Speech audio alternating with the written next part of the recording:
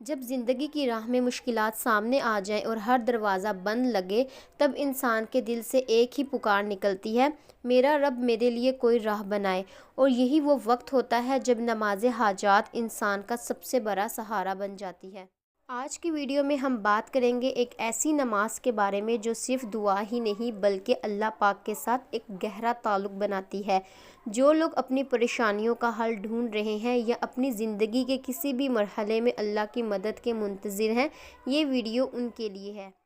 آپ کو صرف ایک بات یاد رکھنی ہے، جو رب آپ کے دل میں امید ڈالتا ہے وہی رب اس امید کو پورا بھی کرتا ہے۔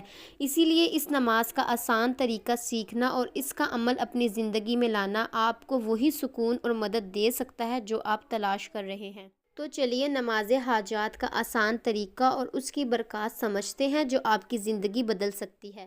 نماز حاجات صرف ایک عبادت ہی نہیں بلکہ یہ اللہ کے سامنے اپنی ہر ضرورت اور پریشانی رکھنے کا طریقہ ہے۔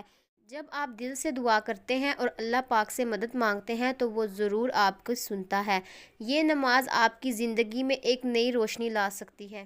اس نماز کے لیے آپ کو صرف 2 رکعت نماز ادا کرنی ہے۔ صفائی کا خیال رکھیں اور خود کو پرسکون رکھیں۔ ہر رکعت میں سورہ الفاتحہ کے بعد ایک چھوٹی سی سورہ جیسے سورہ اخلاص پڑھیں۔ نماز کے بعد اپنے رب کے سامنے اپنی دعا اور اپنی حاجات کو پیش کریں، دل سے دعا کریں، اپنی مشکلات کو بیان کریں اور اپنے لیے راستہ کھولنے کی درخواست کریں۔ نماز کے بعد 100 مرتبہ یا اللہ یا کریم یا مجیب پڑھیں اور پھر اپنی دعا ختم کریں۔ اللہ سے اپنی ہر پریشانی کا حل مانگیں۔ جب دعا کرتے ہیں تو یقین رکھیں کہ اللہ آپ کو بہترین وقت میں بہترین جواب ضرور دے گا۔ زندگی میں جتنی بھی مشکلات ہوں یا جتنی بھی ضرورت ہو، اللہ کے در پر جو بندہ دل سے آتا ہے وہ کبھی بھی خالی ہاتھ نہیں جاتا۔ تو آپ بھی اس نماز کو اپنی زندگی کا حصہ بنائیں اور دیکھیے کہ کیسے اللہ کی رحمت ہر مشکلات کو آسان کر دیتی ہے۔ اس نماز کے عمل سے صرف آپ کی حاجت پوری نہیں ہوگی بلکہ آپ کا یقین بھی مضبوط ہوگا کہ جو رب آپ کو یہاں تک لے کر آیا ہے وہ کبھی بھی آپ کو تنہا نہیں چھوڑے گا۔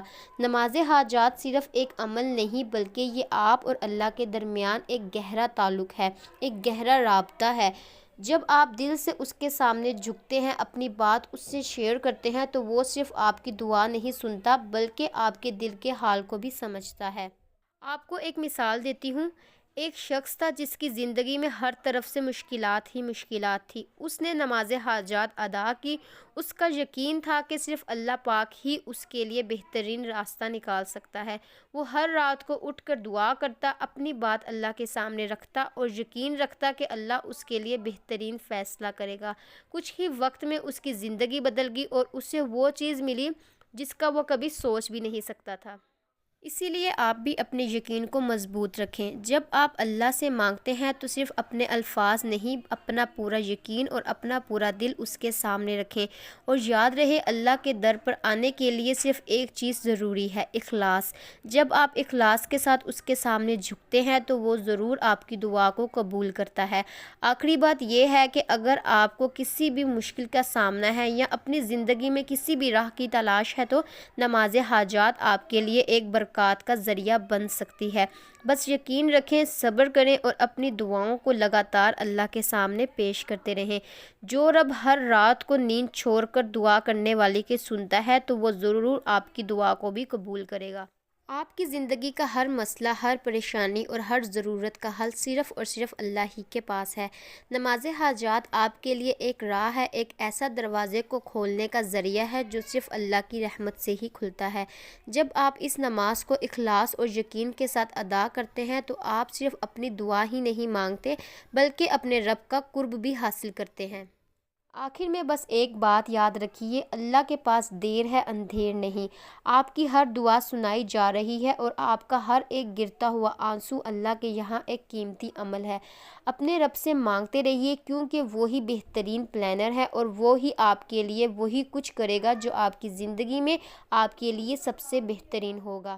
آپ سب سے گزارش ہے کہ اگر آپ کو یہ ویڈیو پسند آئے تو اسے شیئر ضرور کریں اور اپنے پیاروں کو بھی نماز حاجات کے بارے میں ضرور بتائیں، شاید آپ کی مدد سے کسی کی مشکل آسان ہو جائے۔ نماز کی نیت اور پڑھنے کا وقت میں نے ڈسکرپشن میں لکھ دیا ہے، وہاں جا کر آپ دیکھ سکتے ہیں۔ اللہ آپ سب کو اپنے امان میں رکھے اور ہر مشکلات سے نجات عطا فرمائے، آمین۔ ٹیک کیئر، اللہ حافظ۔